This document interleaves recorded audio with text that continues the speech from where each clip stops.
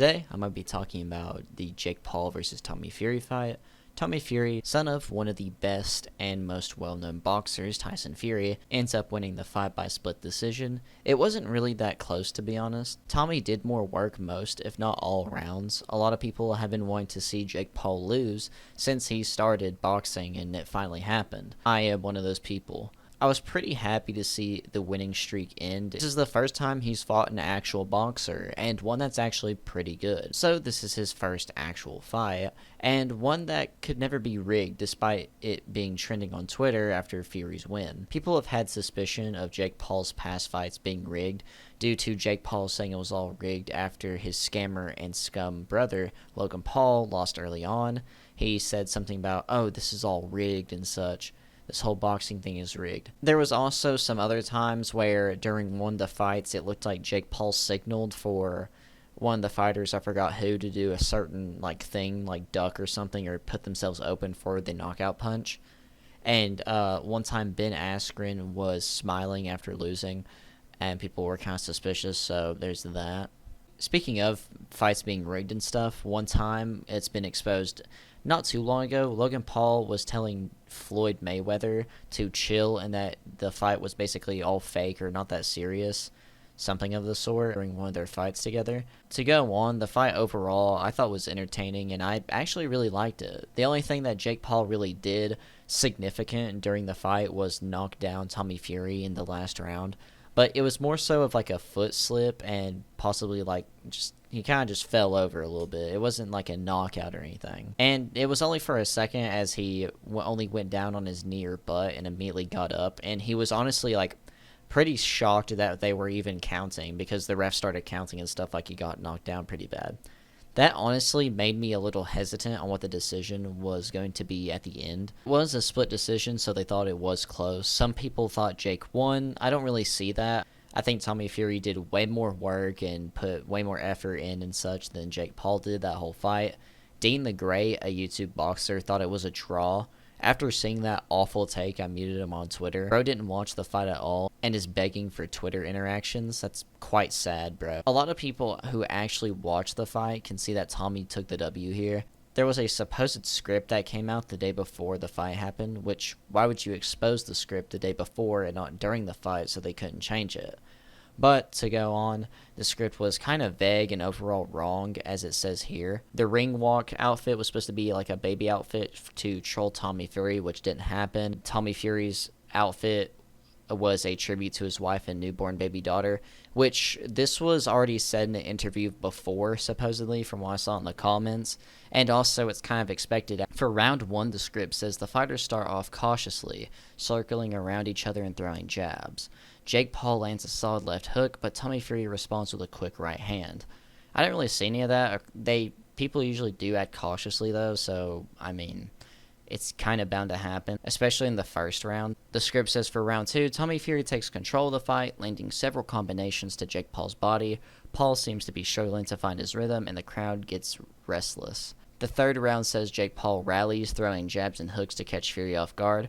Fury starts to backpedal, trying to avoid Paul's punches. One of the biggest things that calls this whole script out is Fury seems to be having trouble with his left eye, which is starting to swell shut. Paul takes advantage of Fury's vulnerability, landing several hard shots to the head.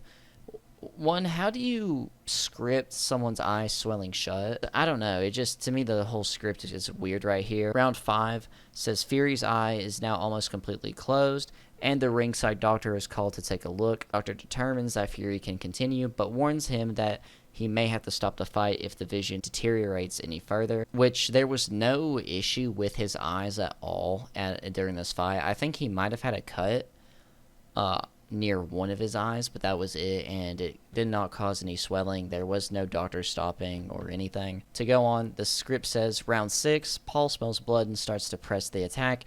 Fury's having trouble seeing, Paul's punches, and he starts to take more punishment. Round 7, Fury's corner is now starting to get worried. As their fighter is clearly in trouble, they urge him to keep moving and avoid getting hit, but Paul is relentless. Round 8, in the final round, Paul lands a huge right and sends Fury crashing into the canvas. Fury tries to get up, but stumbles and falls back down.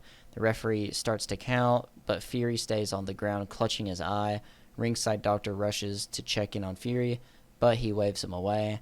Tommy shall then act out an eye injury that forces the referee to call it off, declaring Jake Paul the winner by TKO. After fight, Jake Paul and Tommy Fury argue with each other. Jake Paul calls out KSI. Tommy Fury asks for a rematch. Jake Paul grants it if it is in LA. Tommy agrees. Fight 2 set up. This is basically all really false, especially the eye stuff, the whole eye issue. That's never happens. There's no issue with that at all in this. Also, there was no argument with each other after the fight. They both were very respectful to each other. Jake Paul doesn't call out KSI in this at all, which is actually kind of surprising now that I think about it. Tommy Fury asks for a rematch. He never asks for a rematch here, but he is asked about a rematch, and he says that he would be down for it. Jake Paul grants it if it is in LA. Tommy agrees. Fight 2 setup. There was no talking of where it would be. They just both kind of agreed, yeah, they would do another fight. Whenever they were both interviewed, they both agreed that, yeah, they would do the fight again. There was also no Jake Paul being very aggressive, as it talks about through here, or being, dominating.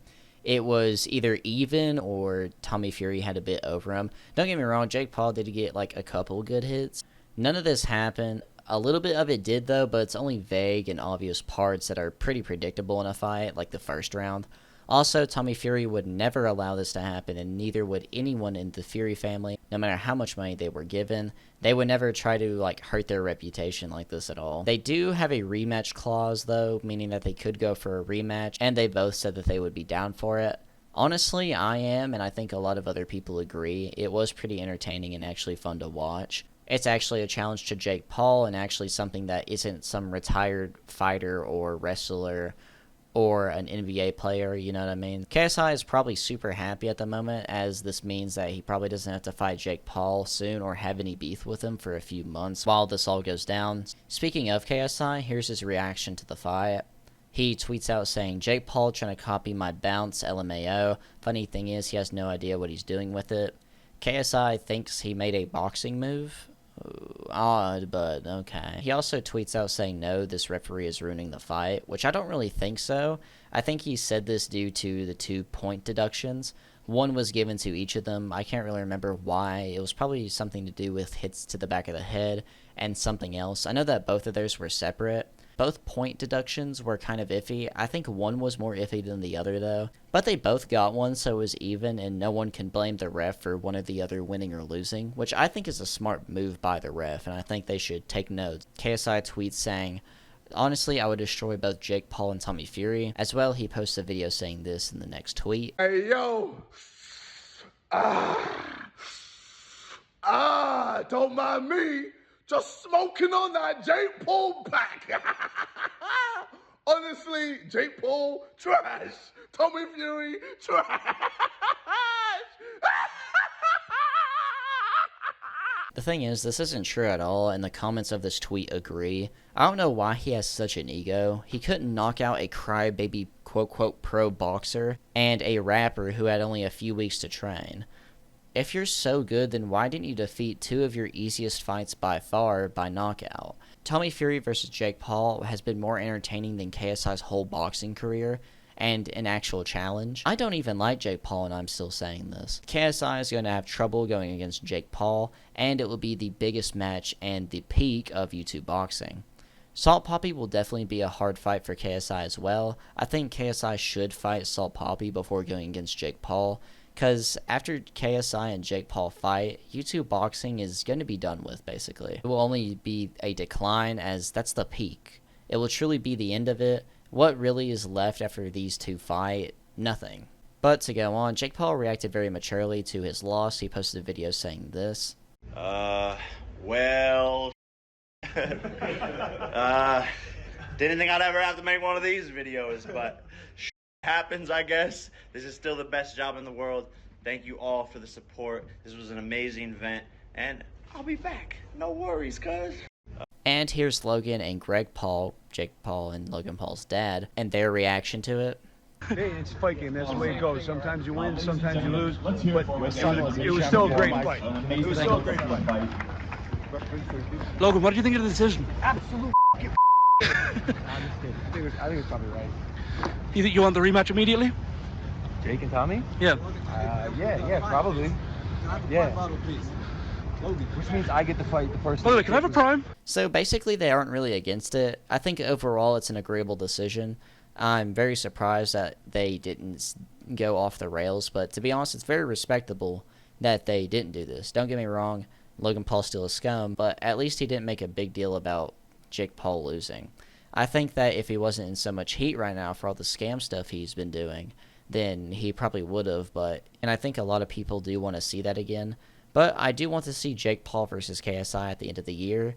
They were supposedly agreed to fight at the end of the year, and I have no idea if it's confirmed or not. I thought a contract was signed and confirmed, but it's so flip-floppy on if it was or wasn't. They also keep going back and forth on Twitter over certain things, but I think it's confirmed now. I don't know. To end it off here, here's some funny memes I found on Twitter about the whole situation. One is by Ben Instigating, saying Drake realizing he lost 400K. Because Drake did end up betting 400K on Jake Paul. Also, KSI ended up betting $500 or 500 British pounds on Jake Paul, so he ended up losing that as well. I guess Prime isn't doing so good or something. Only $500 KSI? Wow. Logan Paul tried to say, I would bet my whole Prime equity on Jake Paul for this fight. Also, Logan Paul called Tommy the B word during a post-round interview where Tommy could hear it. It's very stupid. It's just, I don't know. I like how it aged like milk, but also at the same time, it was just very unnecessary and very weird behavior from Logan Paul. I mean, I don't know what you expect from him. I don't know why my standards were so high for him. My fault.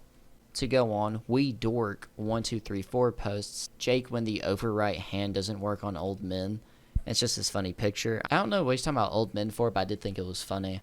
Also, I'm going to show you this TikTok here that I found. Jake Paul! What the fuck happened? You just lost your own fight! He never claimed to be a boxer! Thank God he beat Nate Robinson and a 58-year-old Anderson Silva, because I don't know where he's gonna go from here! Thank you all for watching. Let me know what you all think about this in the comments down below. Before the fight came on, I put up a poll on YouTube asking the people who they thought were going to win. And over 600 people voted, 83% saying Tommy Fury and 17% saying Jake Paul. Thank you all for the support. Thank you all for voting on the poll. Another video is going to be coming out tomorrow, then one later this week. In the end, I'm PERK 30, and... Wait. You thought I'd forget the GOAT? Jake Paul! What happened? How to lose to Tommy Fury? See ya! What would they kill? What happened? Let's go! This is awesome!